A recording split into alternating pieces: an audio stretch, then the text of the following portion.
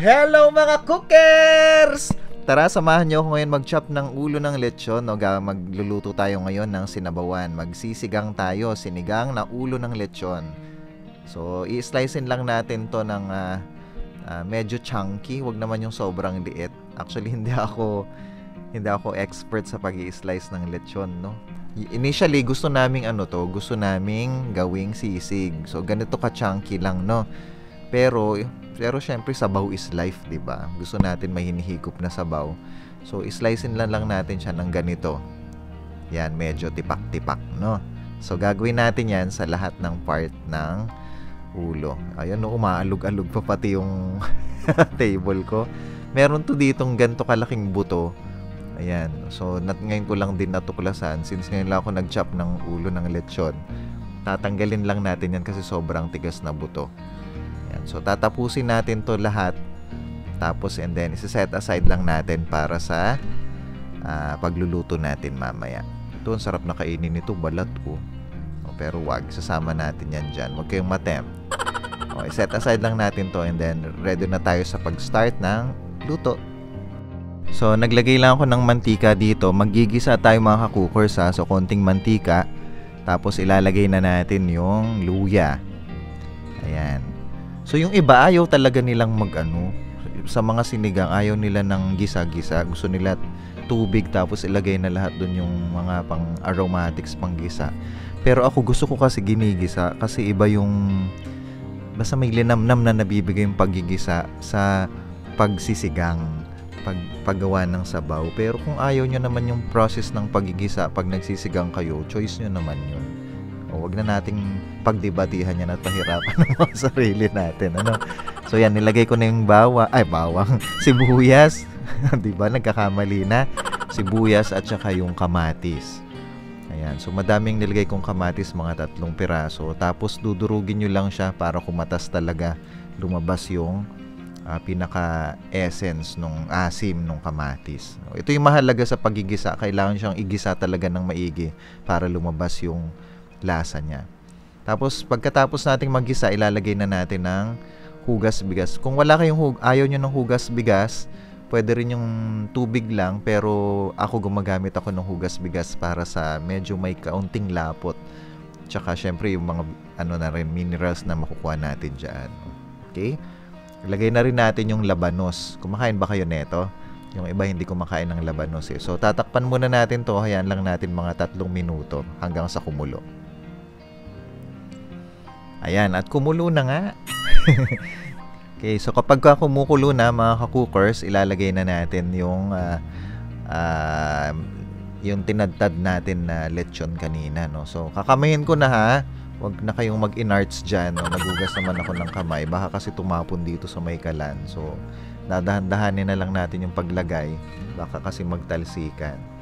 So importante sa pagluluto, yung iba ayaw nang nakakakita ng nagkakamay mag-prepare eh. Pero ganun talaga sa kusina. Ang mahalaga lang dyan, maghugas kayo ng kamay ng mabuti, no? Kasi food preparation yan. Pagkain kasi yan. At ito na nga, nakalimutan natin ilagay yung sinigang mix. O diba, kadaldalan. Nakalimutan yung pang-paasim. So dito na lang natin nilalagay sa side para hindi naman masyadong madurog yung mga karne. Ayan. So, depende sa inyo. Yung iba gusto ng mas maasim. So, nagdodoble sila ng sinigang mix. Pero, para sa akin, gusto ko yung sakto lang. So, isang pack lang yung ilalagay natin para dito sa niluto natin. So, ilalagay na rin natin yung sitaw. Yung sitaw, depende rin sa inyo kung gaano karami yung gusto ninyo. Kung mahilig kayo sa gulay, dagdagan nyo na lang yung sitaw. Maglalagay na rin tayo ng siling pansigang, 3. Pero kung gusto nyo ng 4 or 5 or mas madami or less, or kung ayaw nyo, choice nyo po yan, no? Ayan. So talagang sabaw is life tayo mga ka-cookers, no? Kaway-kaway dyan sa mga gustong humihigop-higop ng sabaw sa pagkasaulam. Okay, so tatakpan muna natin to mga 2 minutes para sa maluto lang yung sitaw. So kapag kumukulo na, ayan, ang bango, grabe, ang sarap ng amoy. Yan, ilalagay na natin yung mga yung talbos ng kangkong. Yan. O kalma. Madami yung ilalagay kong kangkong kasi mahilig sa kangkong yung mga kasama namin dito sa bahay. O, kalmahan yung mga sarili ninyo, hindi yan aapaw.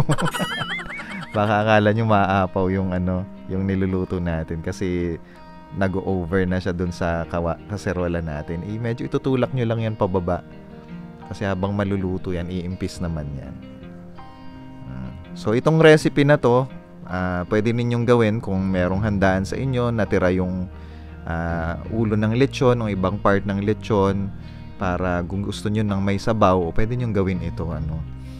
Kung ganun din naman to, pinagkaloob lang sa amin yung ulo ng lechon. Ang lalim nung pinagkaloob mo. may kasi may papiging dito, tapos binigay sa amin yung ulo ng lechon. So inisip namin nga nung una kung ano bang gagawin dito, no. So napagpasyahan namin, sigang na lang. So tikman nyo mga ka-cookers kung okay na sa inyo. Yan, sa akin okay na yung lasa, so hindi na tayo magdadagdag ng patis. So tatakpan lang natin to kahit mga 1 minute lang. So after mga 1 minute, yan. So okay na to mga ka-cookers kasi mabilis lang iluto yung gulay. Papatay na natin yung apoy. Tapos hayaan lang natin siya dyan na na mga 1 to 2 minutes bago natin i-serve, para at least maluto pa yan ng kaunti yung gulay.